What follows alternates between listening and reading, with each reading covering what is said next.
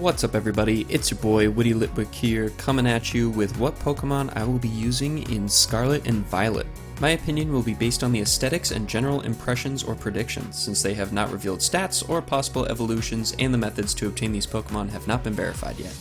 For reference, I will be getting Pokemon Violet as I like Miraidon and Ceruledge more. Don't at me. So starting off with the starter Pokemon, we have Sprigatito, Fuecoco, and Quaxly. The grass, fire, water starters. Personally, I like the weirdness of Fuecoco, although I usually pick the grass starters. It seems like it will be a slow but tanky fire type, which usually isn't the best stats for its typing, but I still want to go with it because it looks fun. Sprigatito would definitely be my next pick, but unsure where its evolution will go. Please, no more upstanding bipedal cat Pokemon. But based on its stature, it seems like it's going to be a fast grass type, maybe filling a similar role to either Sceptile or Superior. Could either have hard-hitting grass attacks focusing on pure damage, or it could focus on moving first and status conditions. Now for Koraidon/Miraidon, I don't typically use a legendary on my teams, but it's cool that you can seemingly have one very early on as transportation. And like I said earlier, I'm going with Miraidon because I personally dig his futuristic purpley vibes. Very cool. Next one I want to talk about is Greavard, the ghost type doggo. He looks super cute. I love his design, sort of like a mix between Growlithe and Granbull/Snubbull with his underjaw sort of thing. I love it. He also gets brownie points for having a Litwick on top of his head. Very nice touch.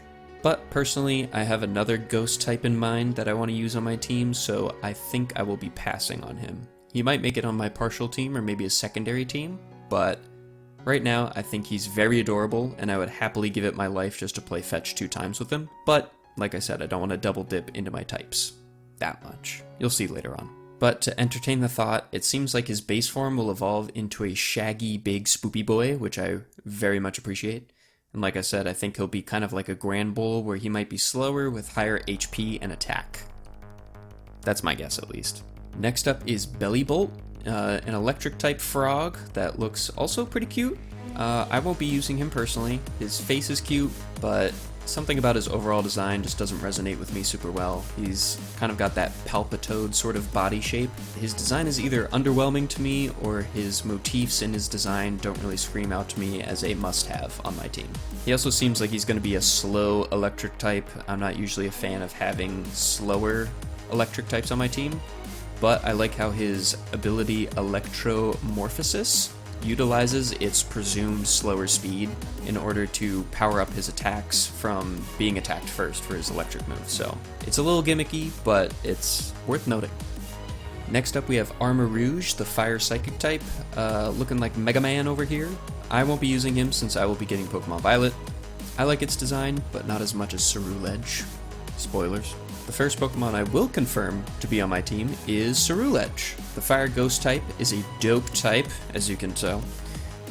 No bias towards other Ghost Fire types like myself. Even though his typing does overlap with Fuecoco, I think I definitely will be using him. He feels very powerful and regal, and I love his type combination. It seems like it'll be some sort of strong Pokemon like Lucario or Zoroark of this generation. Hopefully we get him a little earlier on so we can actually use him throughout the most of the campaign, but we'll see where it goes. I'm very excited. Cetitan is next. He's got a dope name, the ice-type sort of whale Pokemon. The design has grown on me, but with the introduction of fairy types being the objectively better Dragon Slayer since Gen 6, I've found myself not using as many ice types as I used to. They used to be a main staple on my team, but not anymore. Usually Ice-type isn't really known for its defenses, but it could be seen as a somewhat good thing to bulk up the Ice-types to offset their many weaknesses, but still Ice-type I primarily use as an offensive type, so I think I'll pass on Cetitan. Cyclizar?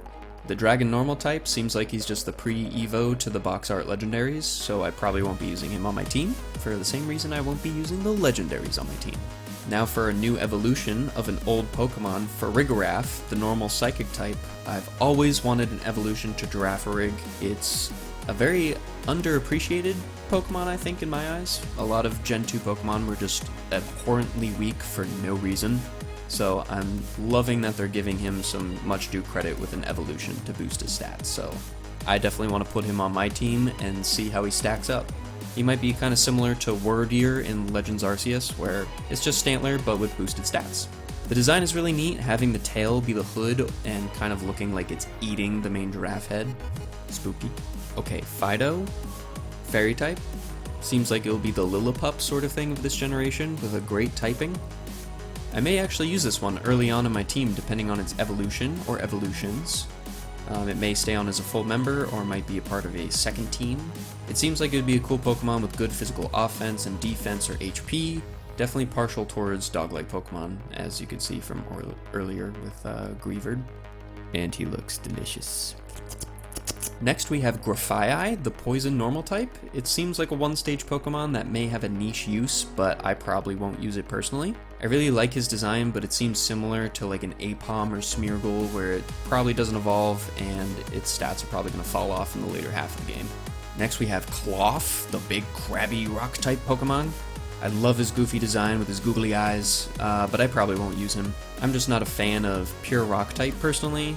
It's got a lot of weaknesses that are very common. It's very strong, but can also be very frail. Fighting types, water types, they're pretty common. It seems like it's going to have similar stats to a Kingler or Crawdaunt, where they're slow, but they have high HP, attack, and defense.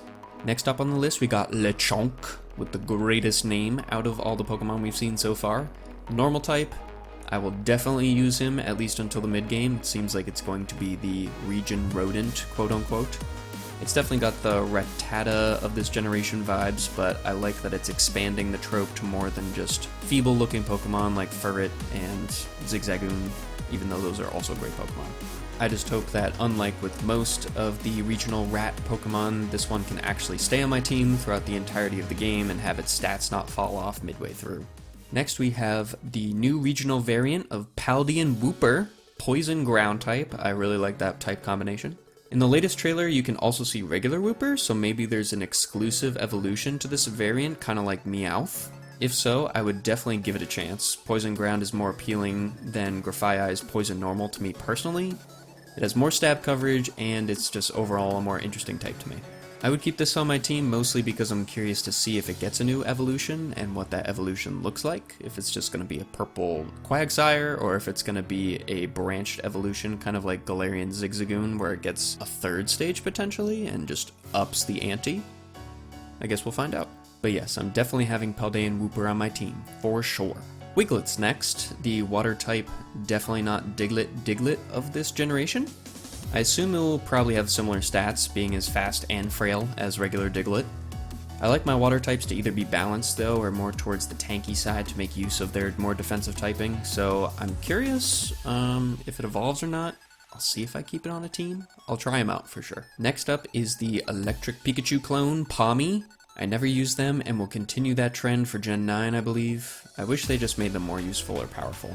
Even Pikachu is a held item with an evolution to make it more viable, so I don't know why they don't give them evolutions if they're going to be Pikachu clones. If it's a clone of Pikachu, do the same thing as Pikachu and just have an evolution.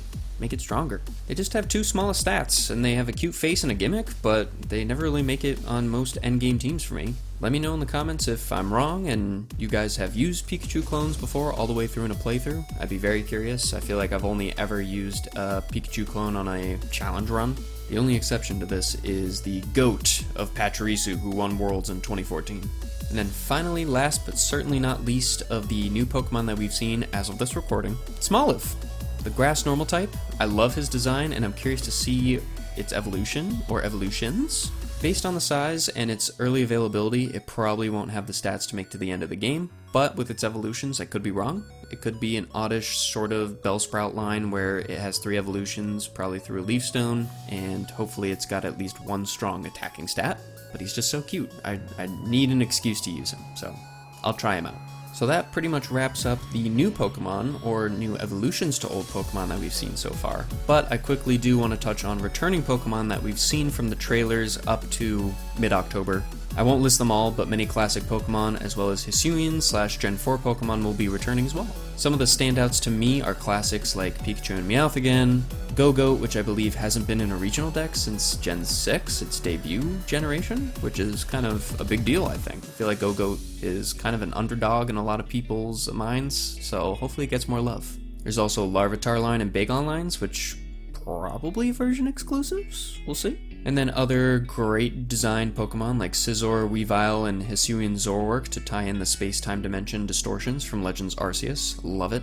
And there seems to be a lot more great Pokemon to round out any team, so I'm very pleased so far with the Pokemon that they've shown. In summary, the new Pokemon I would recommend using for Scarlet and Violet are Fuecoco, Cerulege, Farigiraf, Fido, Lechonk, and Paldean Wooper. A close second/secondary team that I may have are Smoliv, Cloth, and Wiglet, and returning Pokemon I would like to use would probably be Weavile, Hisuian Zoroark, Tyranitar or Salamence, assuming that they're version exclusives, Clawitzer, Gogoat, and Scizor. It's hard to choose, but a lot of the returning Pokemon I've used in many playthroughs of other games, so I'm happy to try out some new returning Pokemon that I don't use as often. Thanks everybody for watching, listening, whatever you're doing. Don't forget to hit that subscribe button and like and comment. Let me know what Pokemon teams you will be using. I'm curious to see if any overlap or if there's any outrageous claims that I've made that you have to tell me in the comments. Please let me know. And be on the lookout for some more content like this in the future. As of recording this, 0% of people that watch me are actually subscribed, but that's because I have 0 subscribers, so if you want to be one of the first, please hit subscribe. That would be awesome. Thanks.